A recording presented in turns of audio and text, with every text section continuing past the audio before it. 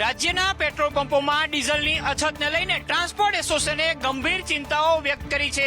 રાજ્યમાં પેટ્રોલ ડીઝલની સર્જાયેલી અછત અંગે ટ્રાન્સપોર્ટ એસોસિએશનના અગ્રણી અશુભાઈ ભગદેવે એક નિવેદન આપ્યું છે।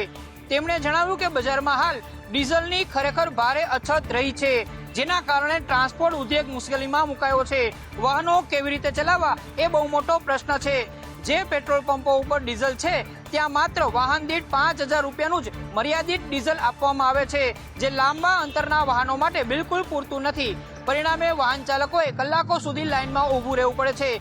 જો ડીઝલની પૂર્વવત સ્થિતિ નહીં સર્જાય તો પછી સપ્લાય ચેન પર ખોરવાઈ જાય તેવી ભીતિ વ્યક્ત કરાઈ છે। ડીઝલની અછતના કારણે 50% પરિવહન થંભી ગયું છે। ટ્રાન્સપોર્ટ એસોસિએશનનું કહેવું છે કે જો ડીઝલની સપ્લાય પૂર્વવત નહીં થાય તો સપ્લાય ચેન ખોરવાઈ શકે તેમ છે। કચ્છમાં ડીઝલની અછતને લઈને ટ્રાન્સપોર્ટ ઉદ્યોગ મુશ્કેલીમાં મુકાયો છે। આ મામલે વિવિધ સંગઠનો દ્વારા સરકારમાં રજૂઆત કરવામાં આવી છે।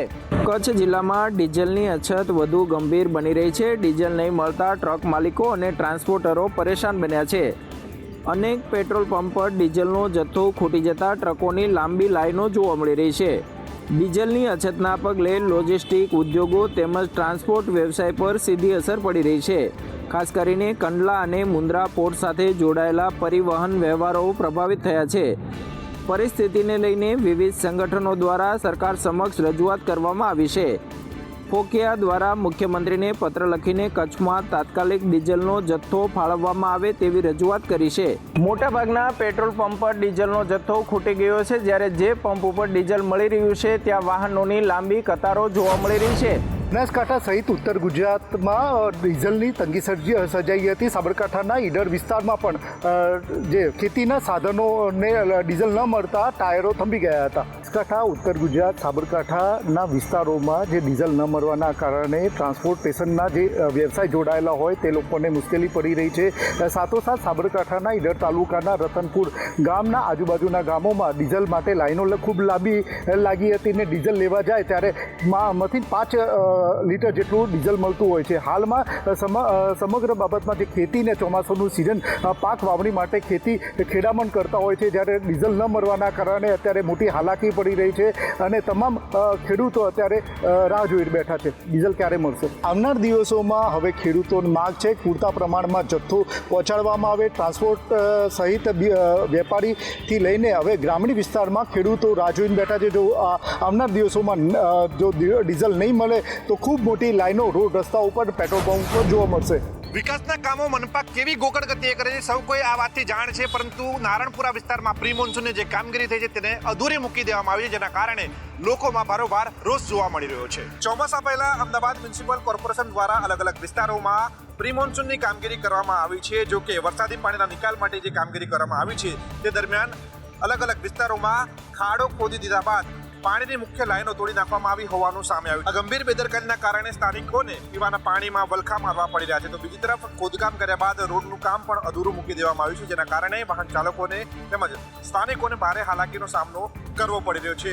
મનપાની આ ગોકળ ગતિએ થતી કામગીરીને લઈને સ્થાનિકોમાં બારોબાર રોષ જોવા મળી રહ્યો છે। ચોમાસું નજીક છે તેવામાં અમદાવાદ મ્યુનિસિપલ કોર્પોરેશન દ્વારા અલગ અલગ વિસ્તારોમાં પ્રી મોન્સૂનની કામગીરી કરવામાં આવી છે, પરંતુ નારણપુરા વિસ્તારમાં પ્રી મોન્સૂનની કામગીરીમાં ગોલમાલ થઈ છે, જેનો પર્દાફાશ સંદેશ ન્યૂઝે કર્યો છે। ચોમાસાના ગણતરીના દિવસો જ બાકી રહ્યા છે ત્યારે હજી પણ મનપાની પ્રી મોન્સૂનની કામગીરી અધૂરી। ચોમાસાના આગમન હવે ગણતરીના દિવસો જ બાકી રહ્યા છે ત્યારે સુરત મહાનગરપાલિકાની પ્રી મોન્સૂનની કામગીરી હજી પણ અધૂરી હોવાનું સામે આવ્યું છે। શહેરના અનેક વિસ્તારોમાં વિકાસના કામે નામે રસ્તાઓ ખોદી નાખવામાં આવ્યા છે, પરંતુ તેને સમયસર પૂરી હોવાની તસદી પણ તંત્રએ લીધી ન હોવાની વાત સામે આવી છે। ખોદાયેલા આ રસ્તાઓને કારણે વાહન ચાલકો રાહદારીઓ સતત હેરાન પરેશાન થઈ રહ્યા છે। પરિસ્થિતિ એવી છે કે જો ચોમાસું બેસી જાય અને આ ખોદકામ તથા અધૂરા કામો પૂર્ણ નહીં થાય તો ચોમાસામાં પ્રથમ વરસાદમાં જ આવા રસ્તાઓ પર કાદવ કીચડના ખાડામાં ફેરવાઈ જશે અને વરસાદી પાણી ભરાવાના કારણે લોકોને ભારે હાલાકીનો સામનો કરવાનો વારો આવશે તે નક્કી જ છે। તંત્રની આળસ અને કારણે નાગરિકોમાં રોષ પણ જોવા મળી રહ્યો છે અને સમયસર કામ પૂર્ણ કરવાની માંગ પણ ઉઠી રહી છે।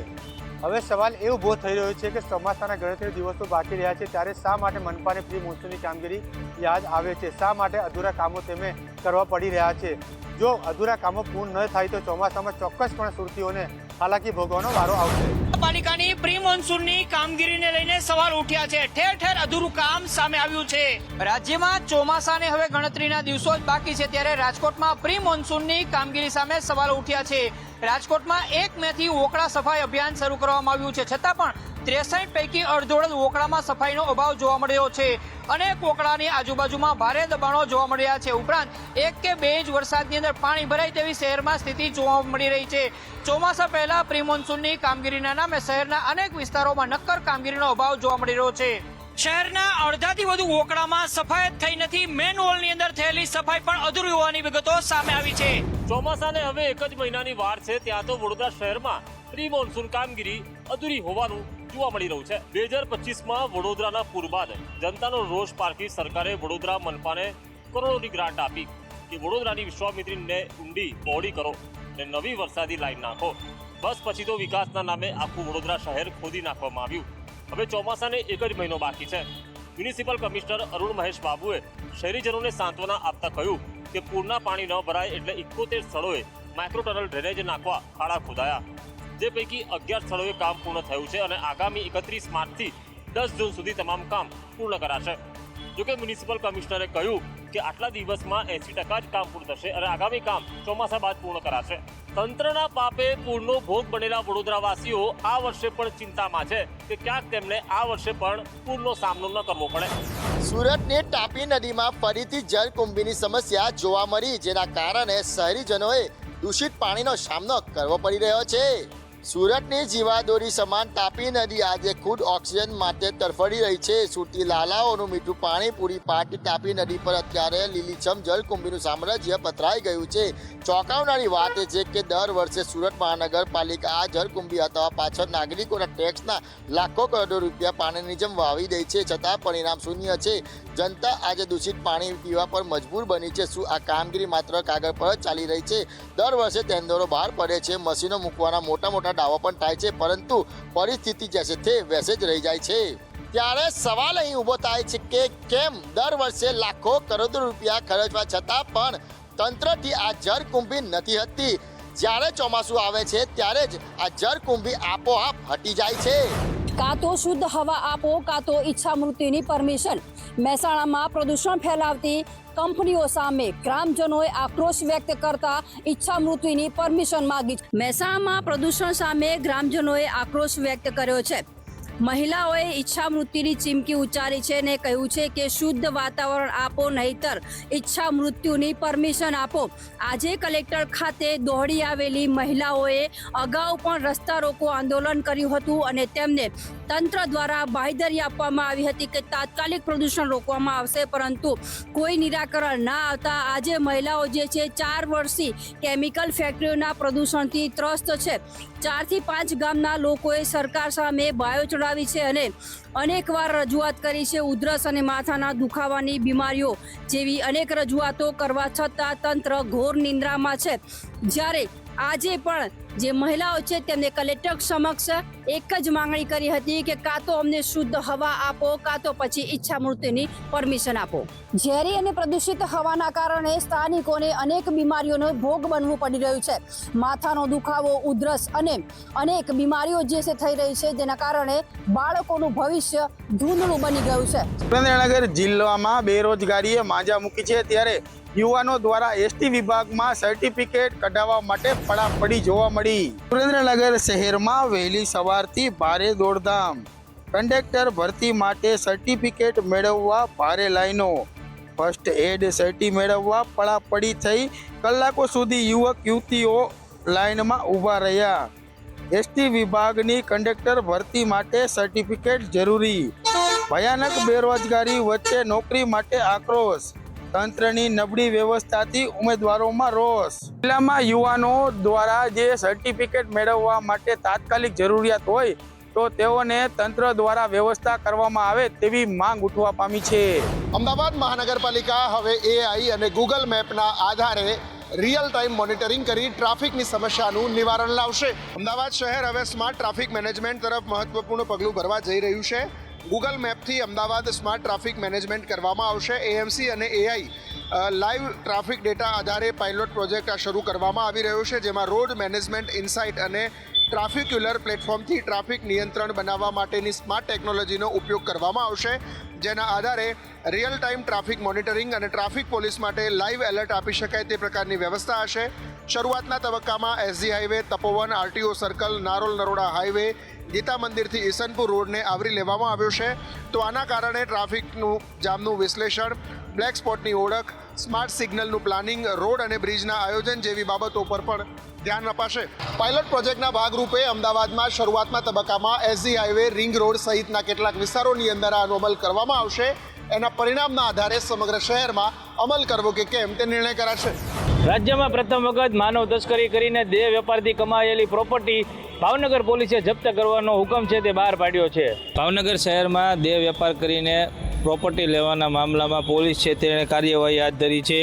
ભાવનગર શહેરના કુંભરવાડામાં રહેતી એક મહિલા કે જેમણે મહિલા તસ્કરી તેમજ દેહ વેપાર જેવી અનૈતિક પ્રવૃત્તિઓ ચલાવી અને તેમાંથી આવતી રકમમાંથી પ્રોપર્ટી વસાવેલો મામલો છે તે સામે આવ્યો હતો. તાજેતરમાં ભાવનગર શહેરના અનેક સ્પા સેન્ટરો ઉપર જે દરોડા કરવામાં આવ્યા હતા અને તેમાંથી ગેરકાયદેસર પ્રવૃત્તિઓ છે તે સામે આવી હતી, તેને લઈને હવે પોલીસ છે તે એક્શનમાં આવી છે. અને કહી શકાય કે ભાવનગર શહેરમાં કુંભરવાડામાં રહેતી એક મહિલા છે જેમણે આ દેહ વેપાર થકી જે કમાવાયેલી રકમ છે તેમાંથી પ્રોપર્ટી વસાવવામાં આવી હતી. પોલીસે આ BNSS 107ની કલમ હેઠળ પ્રોપર્ટી જપ્ત કરવા માટેના છે તે કાર્યવાહી હાથ ધરી છે.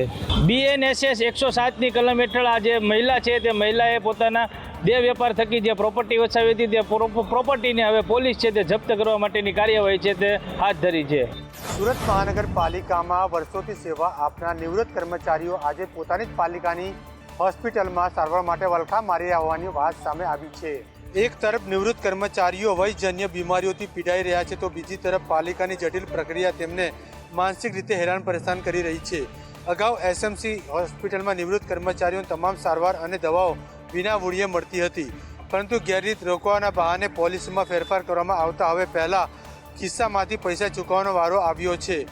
એટલું જ નહીં, દવા ખરીદી કે સારવારના બિલ પર RMO અને મેડિકલ ઓફિસરના સિક્કા લેવા માટે પણ કર્મચારીઓ હોસ્પિટલના ધક્કા ખાવા પડી રહ્યા છે.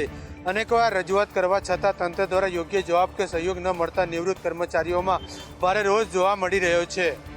નવી જટિલ પ્રક્રિયા બંધ કરી પહેલાંની પ્રક્રિયા શરૂ કરવા માટે નિવૃત્ત કર્મચારીઓ દ્વારા મનપા કમિશનર સમક્ષ રજૂઆતો કરી છે. આગામી 7 દિવસ સુધી રાજ્યના તાપમાનમાં કોઈ ખાસ ફેરફાર નોંધાશે નહીં. ઉપરાંત મોટા ભાગના શહેરો અને જિલ્લાઓમાં 40 ડિગ્રી કરતા વધુ તાપમાન રહે તેવી શક્યતાઓ પણ વ્યક્ત કરવામાં આવી. ભર ઉનાળે ગરમી વચ્ચે રાજ્યના હવામાન વિભાગે 22 અને 23 મેના રોજ વરસાદની આગાહી કરી છે, એટલે કે 2 દિવસ ગાજવીજ સાથે વરસાદ વરસી શકે છે.